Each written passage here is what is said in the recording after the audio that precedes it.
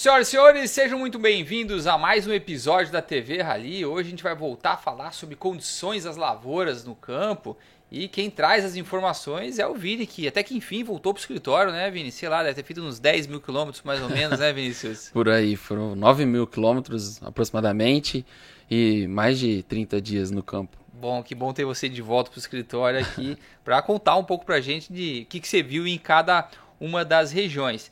E hoje também temos outra participação especial aqui que vem da área de comunicação. A Ana, que é analista de comunicação aqui na AgroConsult, tem ajudado muito a produzir todo esse material, colocar todo esse material no ar para compartilhar informações com você e hoje participa com a gente. Tudo bem, Ana? Tudo bom, André. É muito bom estar aqui. Na verdade, está sendo bem diferente, bem intimidante, porque normalmente eu estou ali atrás das câmeras, então tá uma situação um pouco... Relaxa. Tô indo, vamos Relaxa que a gente não morde não, né, Vini? A safra morde, mas a gente não. Ô, Ana, e tem novidade também hoje? Tem novidade, mas tem relação com o prêmio do embaixador dos embaixadores, mas Conta eu vou aí. deixar essa só no final. Calma lá. Tá bom, a gente aguarda. Bom, vamos lá então, pessoal, com o patrocínio de FMC, Santander, OCP Brasil, Prometheum e Soitec, TV Rally está no ar.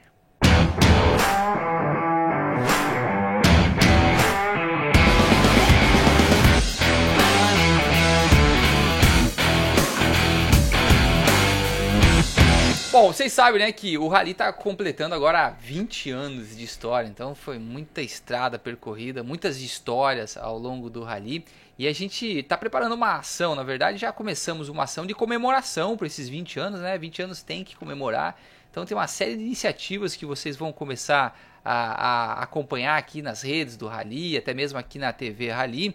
E tem uma pessoa que já participa do Rally há muito tempo e que fugiu aqui desse nosso bate-papo na TV Rally, mas a gente pegou um vídeo dela que para estrear o quadro Minha História no Rally. E quem participa é a Heloísa Mello, analista de mercado da AgroConsult, que conta uma passagem dela com o seu Múcio Pessoa, um dos grandes ralizeiros do Rally, pai do André Pessoa, e que conta uma passagem deles. Então vamos dar uma olhadinha nesse bloco.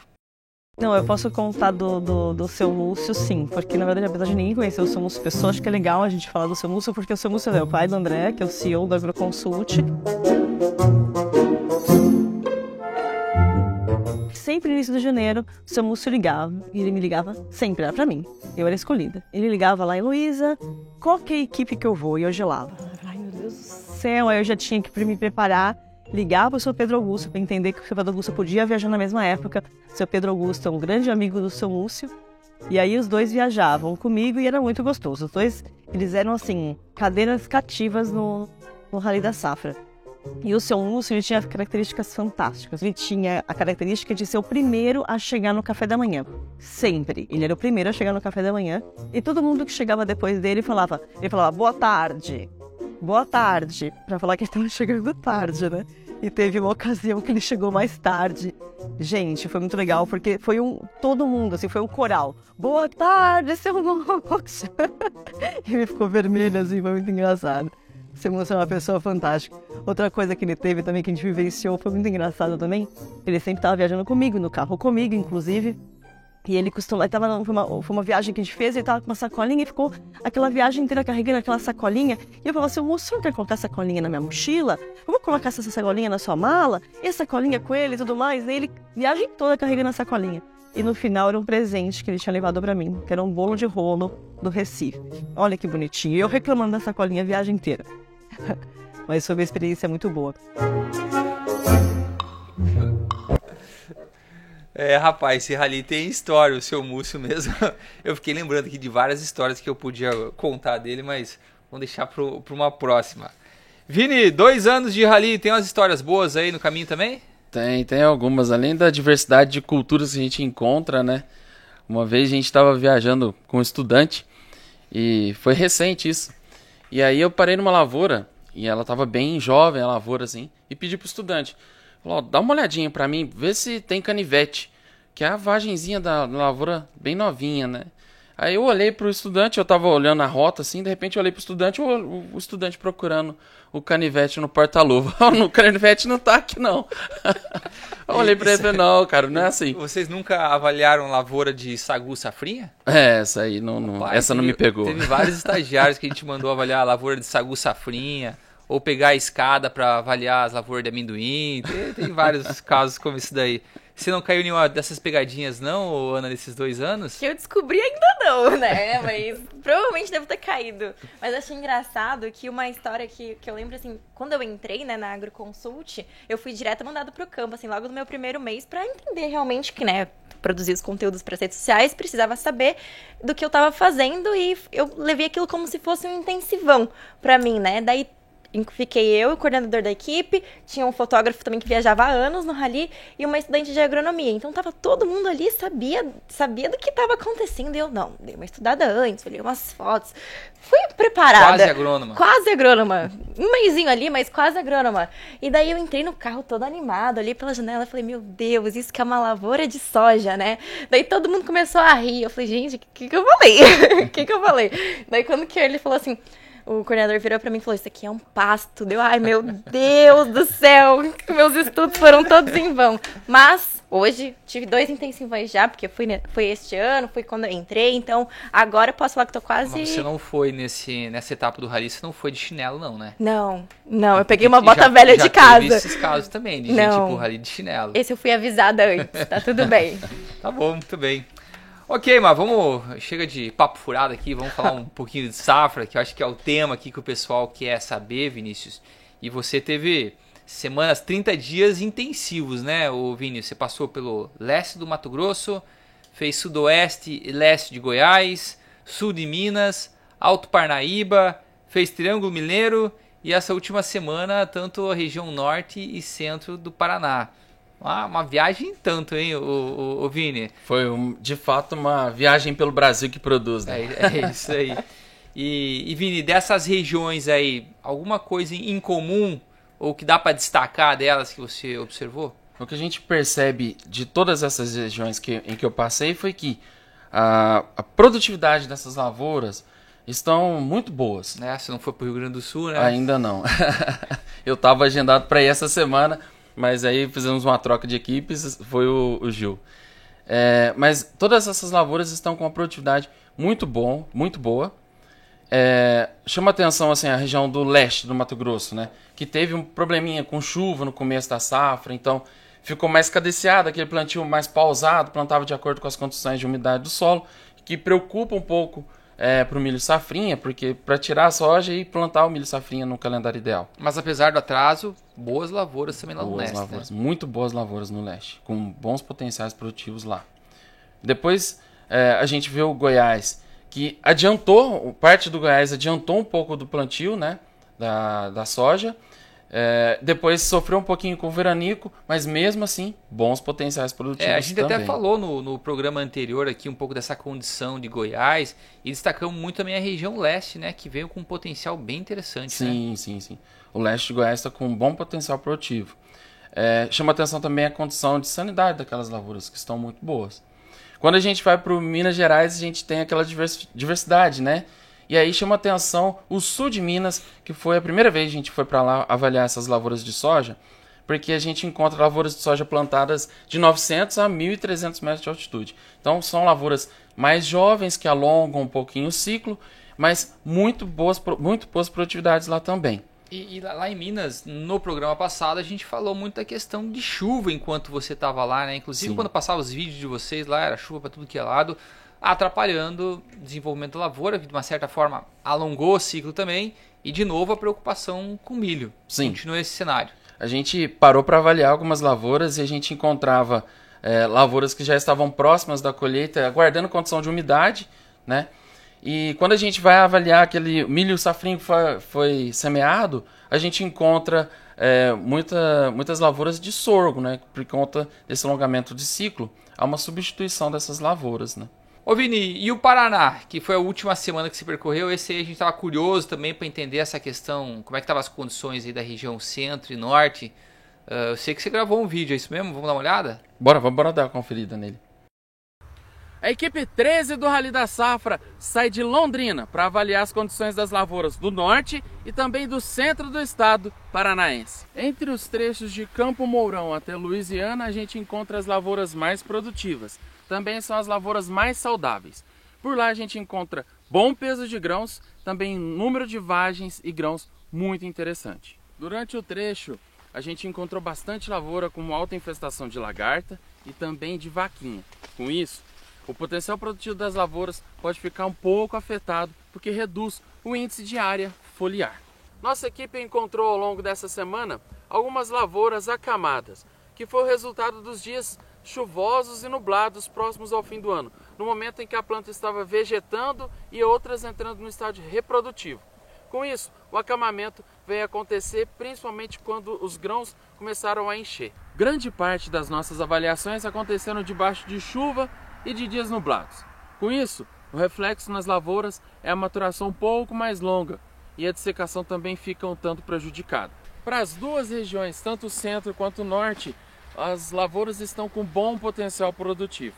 Chama atenção aquelas lavouras que já estão dessecadas há mais de 3 ou 4 dias e a chuva está incidindo sobre elas.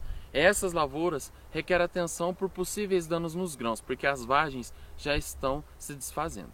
De um modo geral, a safra 22-23 caminha dentro de uma normalidade, muito diferente daquela safra 21-22, em que a gente encontrava muito problema de baixo potencial produtivo em virtude da falta de chuva. Nessa safra, os componentes de produtividade, vagem, grãos por vagem e peso de grãos está muito superior da safra passada. E é aqui de Guarapuava que a gente se despede do campo. Nosso próximo encontro é aí no escritório. Até lá, Deco! Muito bem, aqui estamos, né, Vini? Porra, legal o vídeo, ficou muito bacana mesmo. E tem algumas coisas que você destaca ali. Você fala muito ali de incidência de doença, de pragas, fala de acamamento, de chuva também, que está querendo não atrapalha esse momento. Mas nas imagens dá para ver que o potencial produtivo dessas lavouras é sensacional. Tem uma lavoura ali mesmo que está quase no teu ombro ali, né? Tem outra planta que você tirou também, dá para ver a quantidade de vagens nas plantas. Potencial bem interessante dessa região, hein? São lavouras muito bem cuidadas, que a gente percebe, tá? Então, com isso, vai reverberar diretamente na produtividade dessas lavouras. A gente nota que tem muitas lavouras que tem o peso de grãos, não deu para coletar por conta de ser lavouras mais jovens, mas são lavouras que têm um peso de grãos interessantíssimo, né? É normal, né? Lavouras mais tardias, você inclusive tem uma incidência de doenças maior, né? As DFCs é uma incidência maior.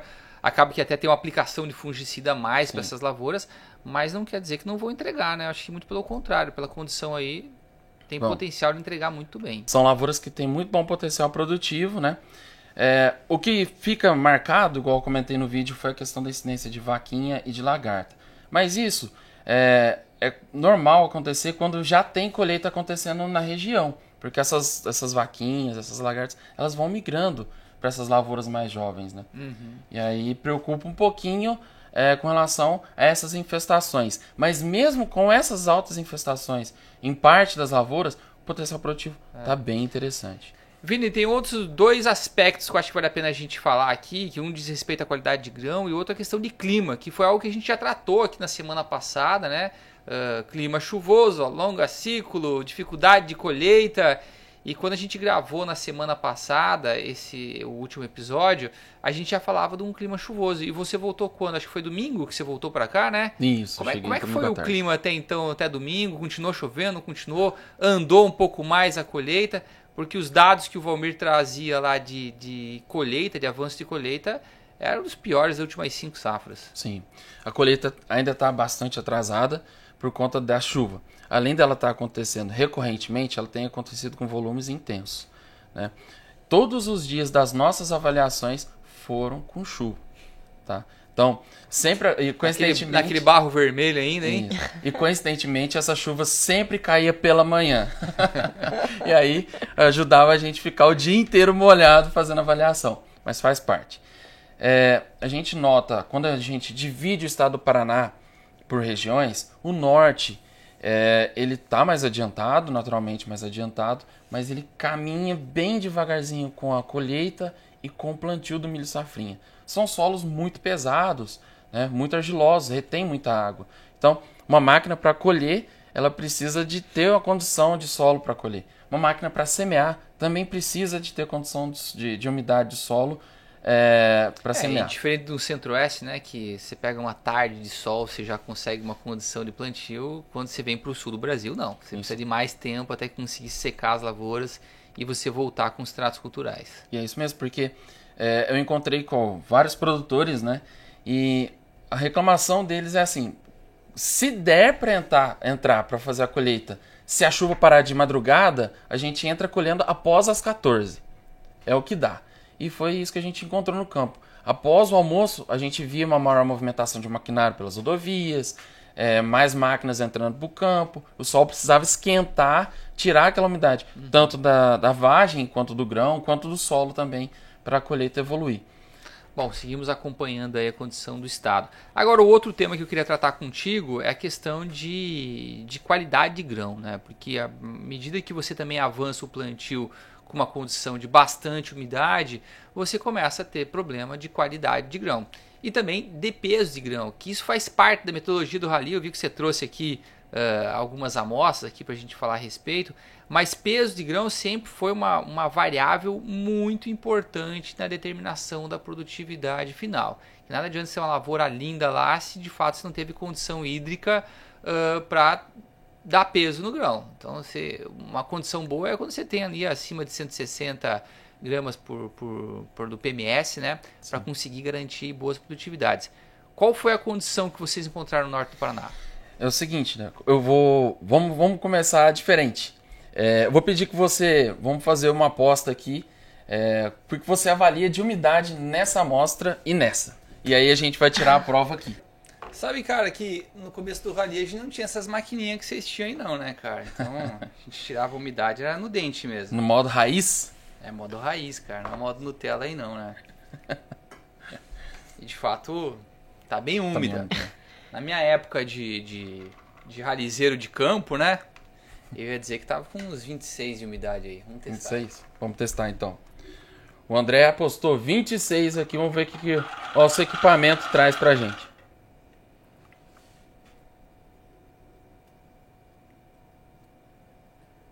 Tcharam. 26,6. Esses tempos sem ir pro campo descalibrou um pouquinho, né, cara? Tá certo. E aqui, André, eu trouxe pra gente dar uma comparada com relação à qualidade dos grãos. Então, quando a umidade está muito alta, há uma maior perda de qualidade dos grãos, muito em virtude da colheita. Então, quando a gente trilha o material, ele estraga, ele deteriora. E o que importa para o produtor é a qualidade lá no armazém, porque é isso que vai determinar a produtividade. Então, isso aqui retrata muito bem o Paraná esses dias, não por conta da qualidade em si, mas por conta da umidade, que está bem alta. Bom, Vini, então encerramos aí as avaliações no Paraná. Temos que esperar essas próximas semanas para secar, terminar a colheita. Mas quando vocês foram, a gente já tinha um número para o Paraná, que é um número otimista, né? Acho que a gente está trabalhando com 61,5 sacos por hectare de média para o Paraná. E eu sei que a gente vai revisar todos esses números, até fazer uma nova estimativa, mas dá para dizer que o viés nosso continua sendo positivo, não dá? Dá sim, André. Principalmente por conta dessas últimas avaliações que vieram confirmando as nossas estimativas. O que a gente estava esperando veio confirmar, né? Antes da gente ir para o campo, é apenas uma estimativa. Depois que a gente volta do campo com os dados, a gente já consolida um pouco mais esses números. A gente costuma falar, né, que a safra está garantida quando está no armazém, né? Cara? Mais 2-3 semanas de chuva atrapalha demais. É o que precisa. Mais 2 a 3 semanas para o estado confirmar bons números. Muito bem. Ana, o pessoal tem gravado uma série de vídeos, o Vini mesmo, né?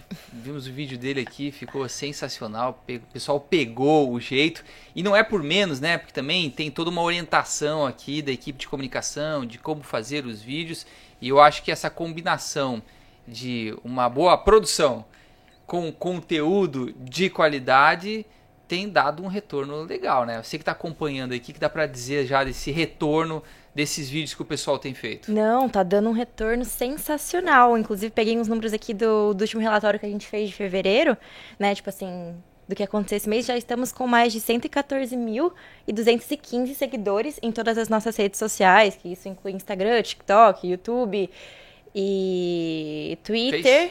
Facebook, muito bom. tá de olho, tá de olho. Orkut? Não, esse daí foi desativado. Mas se voltar, a gente tá lá também. Já estamos com mais de 10 milhões de impressões totais, então também em todas as nossas redes sociais. E em vídeo, já temos mais de 2.344.793 visualizações. E o Vini aqui, ó, é responsável por mais de 200 mil seguidores, não, 200 mil visualizações só no TikTok, tá? 2 videozinhos dele já bateram mais de 100k. TikToker do Agro. É o TikToker. Valeu a pena os treinamentos. A Ana, ela fez um treinamento com a gente aqui que a gente tinha que ficar 40 minutos falando crá, trá, crá, cré, tré, cré. Deu resultado, né, Ana? Deu resultado, pô, olha só. Bom, vamos agora então de ABC do Agro. Nós temos mais um quadro aqui gravado pela OCP Brasil, falando aqui dos benefícios da pastagem no sistema de integração. E quem traz informações é a Lidiane Oliveira, zootecnista da OCP Brasil. Quais são os benefícios da pastagem no sistema integrado? Olá, eu sou a Lidiane Oliveira, zootecnista da OCP Brasil, e este é o ABC do Agro.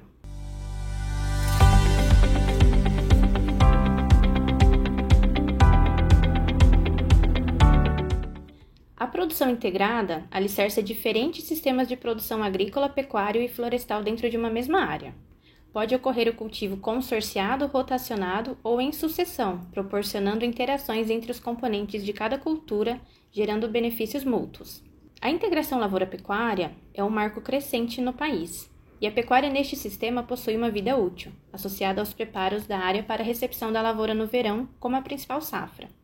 Este período é variável, em torno de 6 a 8 meses, de acordo com as características de clima e solo de cada região, comumente denominada como a produção de boi safrinha, que traz grandes benefícios para o sistema e maior retorno financeiro. Para o pecuarista que pretende iniciar as operações em sistemas integrados, é importante ressaltar que não existe capim ideal, e sim aquele que melhor irá se adequar às características de sua área, como o solo, o clima e principalmente a sua capacidade de manejo. O tipo de capim mais utilizado nas regiões do Cerrado, principalmente, é a Braquiária rosisiensis, piatã ou paiaguás, após a cultura da soja, ou ainda consorciado com o milho.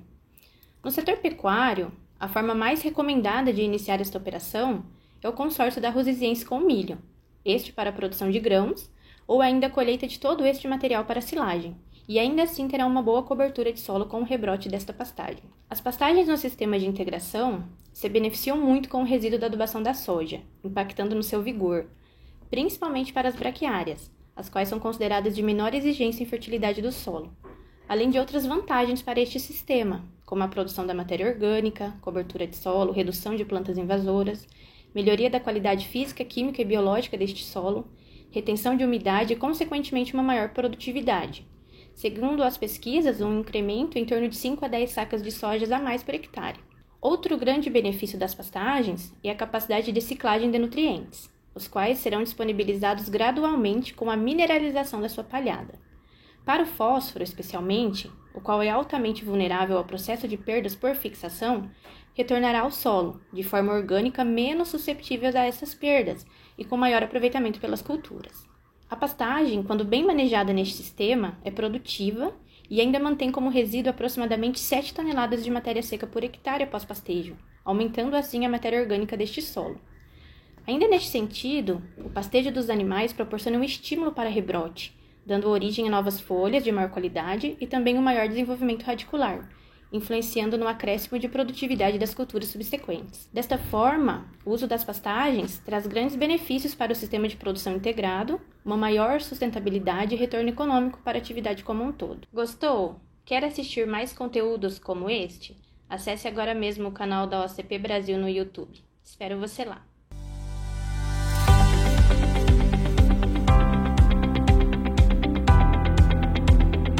Muito bem, obrigado aí, Lidiane. E do ABC do Agro nós vamos para o Doutor Rally. E quem chega agora na TV Rally é a Débora Prado, que é gerente de cultivos da FMC, que contou pra gente aqui como que os resultados do Rally da Safra refletem no trabalho da FMC. E eu fiquei curioso aqui para saber também. Conta aí pra gente, Débora. Olá, eu sou a Débora Prado, gerente de cultivos da FMC, e hoje no Doutor Rally eu vou falar sobre os resultados do último Rally da Safra.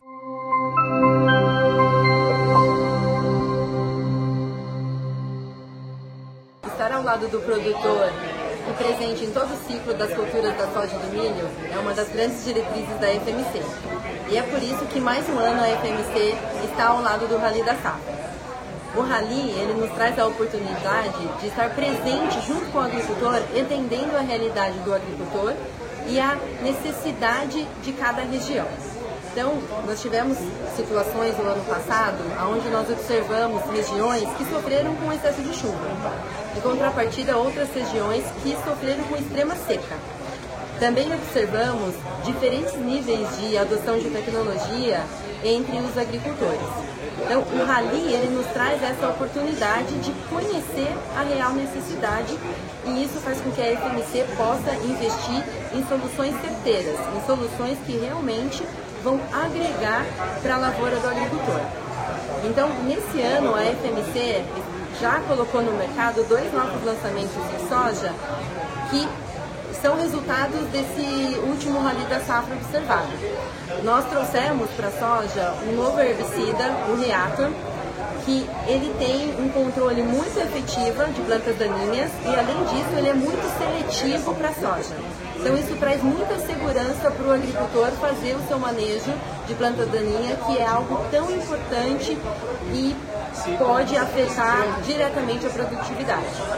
Além desse herbicida, a FMC também lançou um biofungicida chamado Provilar. Esse Provilar, ele é um biofungicida para o controle de mofo branco, uma doença até então considerada secundária dentro da cultura da soja, mas quando ela é severa, pode trazer aí perda de 80% da sua lavoura. E o ano passado, na observação dos campos, nós confirmamos que o Provilar ele tem que ser aplicado na lavoura de forma preventiva e não corretiva. Então, todos esses resultados colhidos no Rally da Safra fez com que nós pudéssemos trazer um posicionamento muito mais assertivo, ajudando o agricultor nessa safra de soja a colher mais e ter mais produtividade. Então, a FMC está no campo junto com o agricultor e junto com o Rally mais um ano. Estamos aí já no campo agora em 2023, observando os campos e colhendo mais resultados para nos orientar na próxima safra. Muito bom, Débora, muito bom escutar isso de você e saber que o Rally também está contribuindo com a FMC aí para trazer soluções para os produtores. Acho que a gente segue com o objetivo do Rally, né? Que é trazer informação e conhecimento para todo o setor. Muito, muito legal mesmo. Ô, Ana, já tá na hora de revelar aquela surpresa lá? Sim, mas calma lá que eu vou anunciar primeiro o embaixador de fevereiro. Que todo mês, né, o seguidor que mais engaja nas nossas redes sociais, a gente recebe um kit do Rally da Safra, que é uma camiseta, um boné e canetas, né, kitzinhos. E também um kitzinho do nosso patrocinador, que dessa vez, em fevereiro, foi pela FMC, que os ganhadores foram Abner Carneiro, do Paraná, e Frederico Toledo, do Rio de Janeiro. Eles ganharam uma necessaire da FMC e uma mochila, uma mala aqui, que eu não sei se eu consigo pegar aqui, bem boa, inclusive, queria ela pra mim. Né? Muito boa. E com relação à novidade que eu trouxe, André, curioso. A gente também tem o embaixador dos embaixadores, que é... Como é que é? A gente também tem o embaixador dos embaixadores, que é dentre esses que já ganharam, se eles continuarem engajando, eles têm um prêmio que é sempre, tipo, diferente.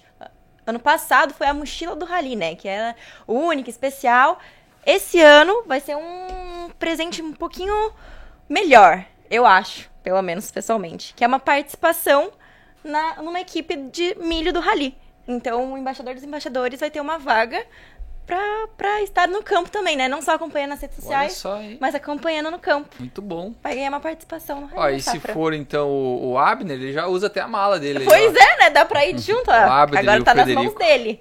Muito bem. Tá na mão deles. Bom, parabéns aí pros embaixadores e boa sorte para os próximos.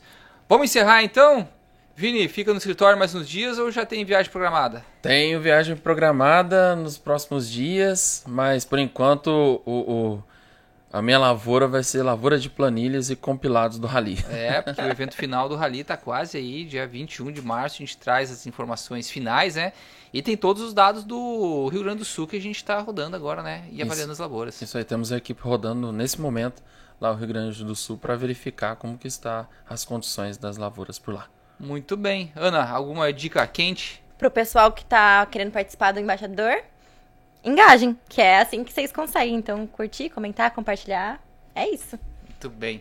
Vini e Ana, obrigado aí pela participação de vocês. Para vocês, mais uma vez, obrigado por acompanhar o Rally e a TV Rally. Espero que tenham gostado desse episódio. Eu gostei bastante, pelo menos dei bastante risada aqui. Um grande abraço para vocês e até a próxima.